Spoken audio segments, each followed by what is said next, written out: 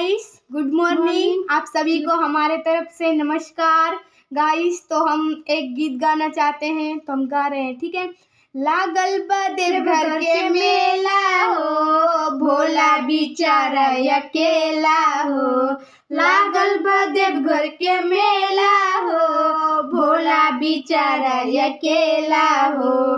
ATM से निकाल ना रुपया ए भोला, एटीएम से निकाल ना रुपया ए भोला।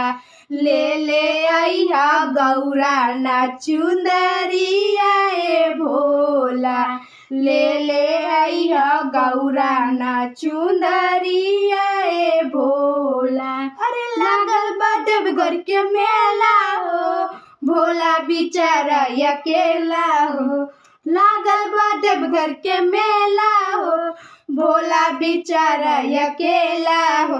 अरे एटीएम से निकाल ना रुपया ए भोला, ले ले आइहा गौरा ना लहंगवा ए भोला, ले ले आइहा गौरा ना लहंगवा ए भोला। अरे लागल बा देवघर के मेला हो, भोला बिचारा अकेला हो। लागल बा देवघर के मेला हो, भोला बिचारा अकेला हो। अरे एटीएम से निकाल ना रुपया ए भोला, अरे एटीएम से निकाल ना रुपया ए भोला।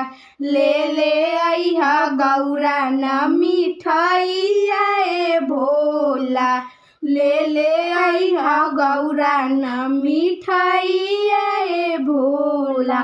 बस गाइस, इतना सा कहना चाहती थी। नमस्कार सभी को हमारे तरफ से।